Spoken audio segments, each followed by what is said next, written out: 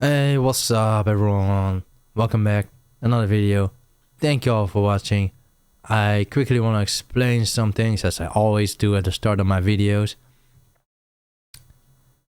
Today, this Saturday, the 23rd of September, I took my PC, I reapplied thermal paste, hoping for the temperatures to drop and to be better.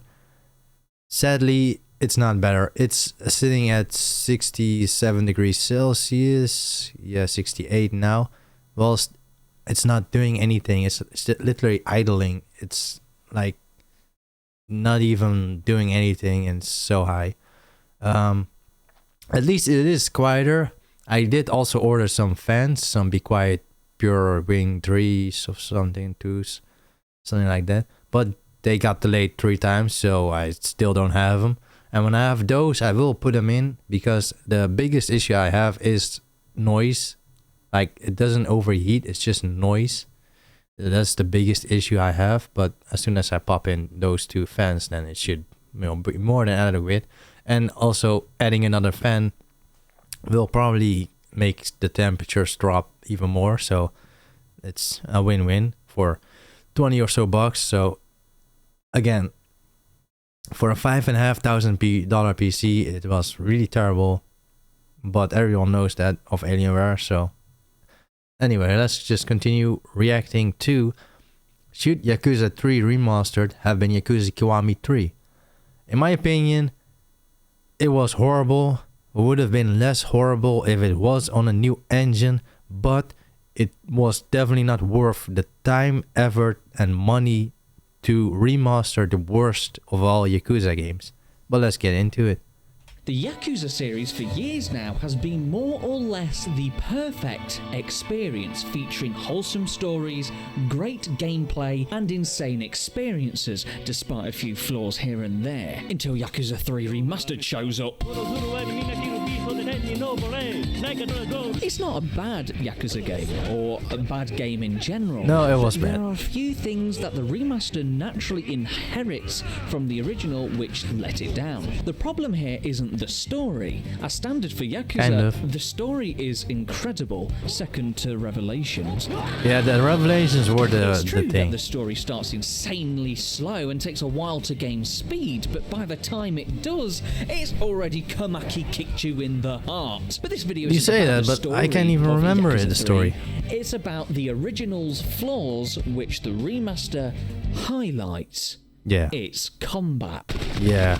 It's safe to say that combat in a Yakuza game is pretty important. It's even more important to ensure that the combat not only feels responsive, but balanced. The combat in Yakuza 3 Remaster proves that a strictly faithful modern release of the original doesn't exactly age well. And before you start commenting, "Don't play on hard then, get good, you smooth brain," shut your fat tits. Oh man, I hate that guy. No, I've completed 0, 1, 2 and 3 on hard first playthrough. I know the difference, alright, between a hard fight and a fight that's shitting on my carpet. The combat Exactly, yeah, exactly. a cocktail slurry of, He gets "Oh my it. god, I just 9 3/4 that guy to shit," and "Guys, please just let me breathe for life. I'm so good." There's just a few reasons why the combat can become infuriating. Firstly, the main issue is that enemies attack you whenever they want. Yeah. I know, right? It's terrible. What I mean is they'll attack you whether it's everyone at the same time or consecutively,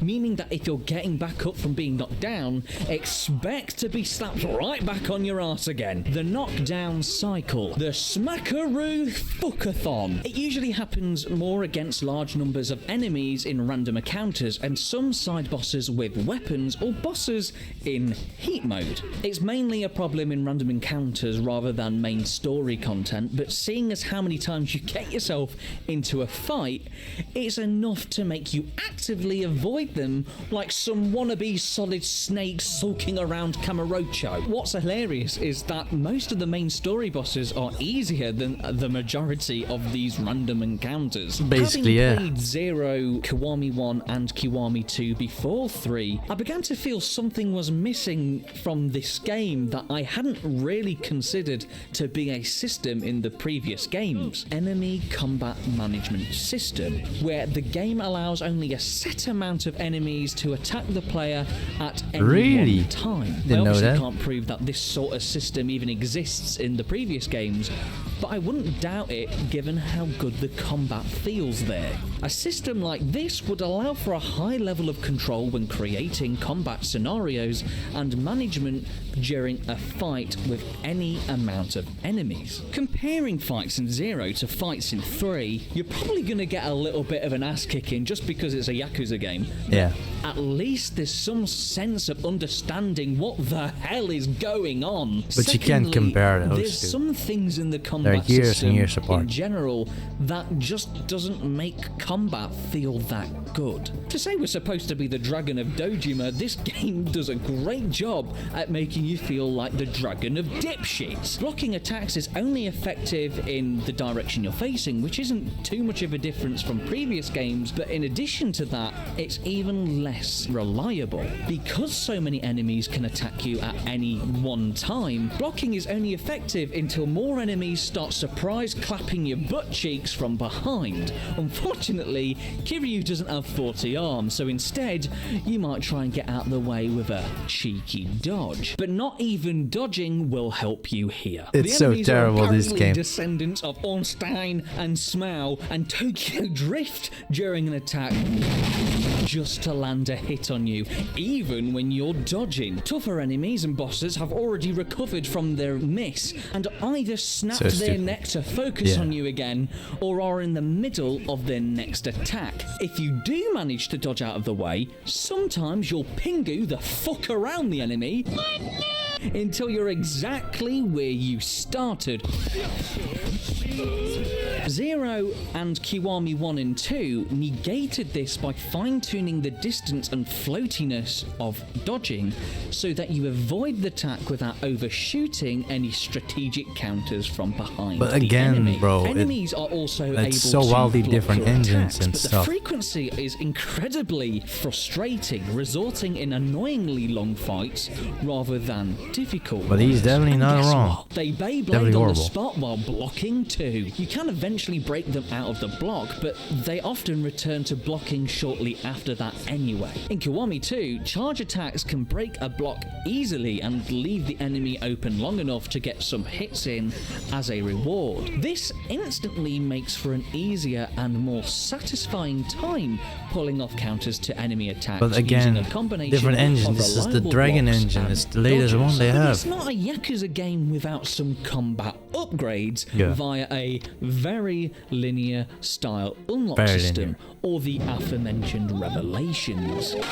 Kamaki's training is practically required to bullshit your way through the most infuriating parts, but it'll take you just as long to find Kamaki unless you I didn't even already do his knew training. he was in this game. But even being tutored by Kamaki won't save you from the most overwhelming encounters this game can throw at you. With each unlock, Kiryu becomes more capable in a fight, but don't think that means the flaws disappear.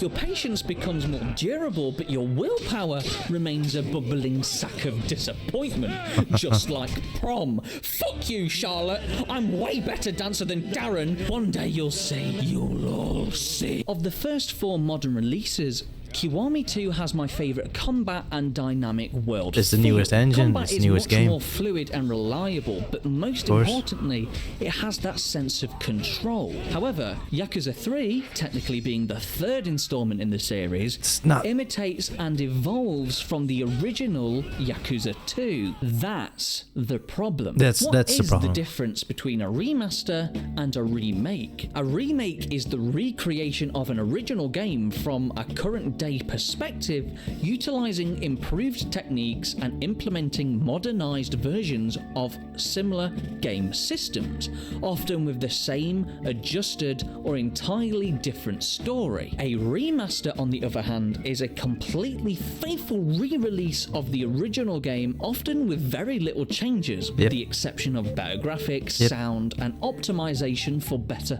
hardware and architecture. Since Yakuza 3 Remastered is purely purely a remaster, bet you didn't It was see horrible. that coming. Its systems were developed for 2009, which was 2009, iterating bro. off the previous game released in 2006. As games in a series are developed, their systems evolve, adapt, and are replaced. It's more than obvious that since Yakuza 1's release in 2005 to Yakuza 0's release in 2015, the gameplay systems have undergone many years of modernization and quality improvement. That means quality of life changes, better story presentation, and evolved combat. What didn't work or could be made better in 2012 was done for 2015, and then again for subsequent releases. The choice between developing a remaster or a remake is relative to the game you're developing. For games like Resident Evil 2 and 3, a remake makes more sense. Yeah. Not only were they originally released in 98 and 99, but they're more or less treated as entirely new entries in the Resident Evil series because of the stark contrast to their originals. Yakuza Kiwami 1 and 2 were remakes, not only due to the apparent reboot in the Yakuza series, but because 0 was such a great springboard into the series for prospective fans. The Yakuza Remastered collection, however, are purely remasters. But can you blame them? Yakuza has been extremely busy in the last 5 years, with not only mainline releases, but good spin-offs too. They have been making a whole lot of games. 0, Kiwami 1, Kiwami 2, and Yakuza 6, there just wasn't enough time to develop 3 remakes after Judgment to get players ready for the release of Yakuza Like a Dragon. So instead of making a rushed hack job of a remake, they decided to make them remasters, which was faster. Don't get me wrong, there's nothing wrong with deciding to develop a remaster over a remake, and considering why they may have done it, I completely agree. But the downsides to that choice, especially for older titles, do hold them back as a modern release. It's important to remember that because this is a remaster, it stays true to what made Yakuza 3 Yakuza 3. But what made it good back then doesn't necessarily make it good today. Simply remastering a game for the present day doesn't alleviate it from the foundational problems of Yakuza 3's combat system. Like gameplay, difficulty is another aspect that evolves over time with each release. There are many ways to make a game difficult. Some games rely on super hard hitting enemies with massive health pools, whereas others will try and make the game more strategic, forcing the player to utilize everything they've learned and unlocked over the course of the game. What made a game hard back then doesn't necessarily make a game hard now. Standards have expanded, and so has the bounds of game design. Yakuza 3 yes. Remastered, while being another phenomenal entry in the Yakuza storyline, is held back by the very gameplay systems that make Yakuza Yakuza. It may have worked in 2009, but after years of evolution and 2 remakes, Yakuza 3 Remastered's gameplay is some of the worst of its modern day re-releases. That all being said, as with all the Yakuza games, its flaws are blurred by its consistent presentation, overwhelming charm, and a story matched by no other. And that reason alone, I completely forget the story, but now that I'm looking at it, I get it again. All of its problems, still horrible. Is still worth playing. It's worth watching, not playing, worth watching. But I suppose that's it for this video. I have to go because the wedding is, they said to me be here in 30 minutes and I'm out here recording a video for 15 minutes. Bye.